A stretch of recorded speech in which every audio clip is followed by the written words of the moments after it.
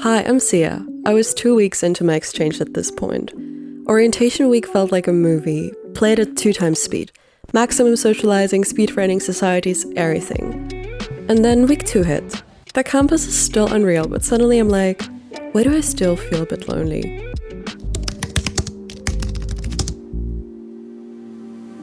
Welcome to Exchange Diaries Part 2. Today, I want to talk about what I call the dip. This weird week 2 moment where you've met tons of people, but you don't really have friends yet. And then I'll give you super practical homestay versus student accommodation guides, because I chose a homestay and I feel like nobody explains this properly. Picture this. You survived a week. You could meet 20, 30 people in a day. It's exciting, but it's also just a lot. Input, novelty, pressure to be on all the time. Then the adrenaline starts to fade and people kind of stop showing up to everything. Like routines and classes start and things just get a little more mundane. And I think that's when I really felt it. Meeting people and having friends are two very different things. I was definitely no stranger to feeling weirdly out of place after 2 weeks in Sydney. Do you know these default groups that form like super fast? It's the people that you sat next to on the first day, that went to the first event together. Yeah, all that wasn't really the case for me, so... And if you don't land in one of those default groups immediately, it can feel like you're behind, although you're really not. A little psychology student insider, friendship is basically repeated exposure and low stakes time together. So while orientation definitely gives you the exposure, it doesn't really give you the repeated part yet. Because you only have a limited amount of time as an exchange student, you kind of naturally try to speed up this whole friendship process. And it makes sense that you want to meet as many people as you can. But I personally had to actively remind myself that it's really not about meeting more people. It's more about meeting the same people again. The plans you make don't even have to be something grand. For example, out of the many things I was interested in joining, I picked only one society to begin with and really committed to it. It was easier to connect with the people there because I saw them in multiple dance classes a week. I experienced time and time again that simpler things like, do you want to grab a coffee after this, or seeing a way a schedule to align for a lunch break together works so much better than planning a big get-together right away in order to start building a meaningful friendship. Especially as an introvert, there's also so much comfort in having friends that you don't always have to do something exciting with in order for the friendship to work, but you can kind of just chill with. It's also in those calmer moments that you really get to know a person better. Okay, here's one part of exchange that nobody really explains properly: housing. Like, do I choose a student accommodation or a homestay? What are the pros and cons? Because this choice can seriously impact your whole semester, your stress level, your budget, your social life, everything. I personally chose a homestay, which I found on flatmates.au, where I lived with this sweet retired lady who was my landlord and another flatmate. It was priced at 400 AUD a week. I originally really wanted to get into Queen Mary building, which is one of the cheaper USYD-owned accommodations that's only a 20-minute walk away from main campus. A single room is priced anywhere between 374 and 426 AUD weekly, depending on your contract duration and the exact room type. But I applied too late, so I didn't get a spot. Timing really matters here. My homestay where I ended up living was in Newtown, which was around a 20-minute bus ride from university.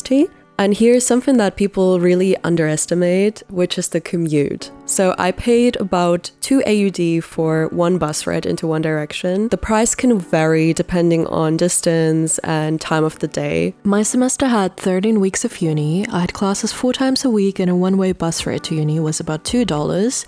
So that amounts to $208 for getting to uni and back home alone, excluding leisure and other trips.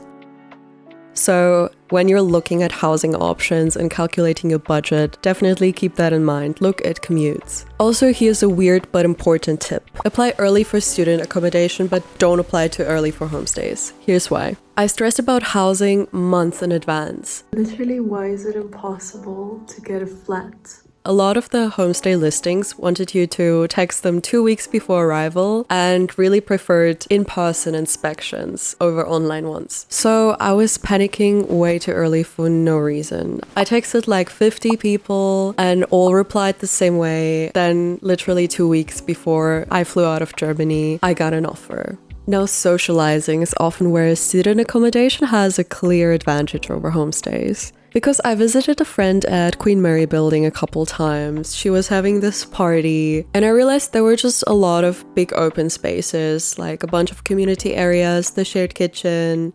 So if you want a built-in people kind of vibe, I would definitely recommend student accommodation because you just tend to bump into people constantly. But here's the reason I still chose a homestay. I sort of wanted my home to be my social recovery zone because orientation and the first 2 weeks were super intense for me socially. And I just wanted to be at home without fearing that I have to bump into 20 plus people when I just want to go to the bathroom. So I needed a place where I could completely switch off. In my homestay, I had this big spacious room and I was only sharing the house with 2 more people who I also managed to get really close to, which felt nice. So that sort of made it feel more like home.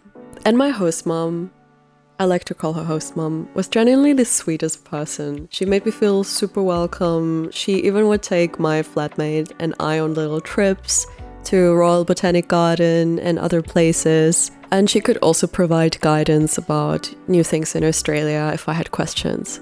But very important to note here, this is not guaranteed. I just got really lucky with my homestay. If you're considering a homestay, I would 100% recommend meeting the landlord first, inspecting the place in person if you can, and just making sure you feel comfortable before signing anything. That's super important. Another practical point is contract flexibility. Student accommodation often tends to have more rigid contracts. So for example, there's this company called Scape, which had really good-looking student accommodation, but their minimum contract duration was 6 months. And that just didn't fit my requirements. So here is my rule of thumb after going through all of this. For student accommodation, apply early, check your deadlines. It can be easier socially, but also pricier and contract heavy. For homestays, apply later. Definitely try to inspect in person and message 2 weeks before arrival roughly. And one more tip, on flatmates.au, don't just scroll, write an insert about yourself. That's actually how I found mine. If you've done exchange before, what did you choose actually? Homestay or student accommodation?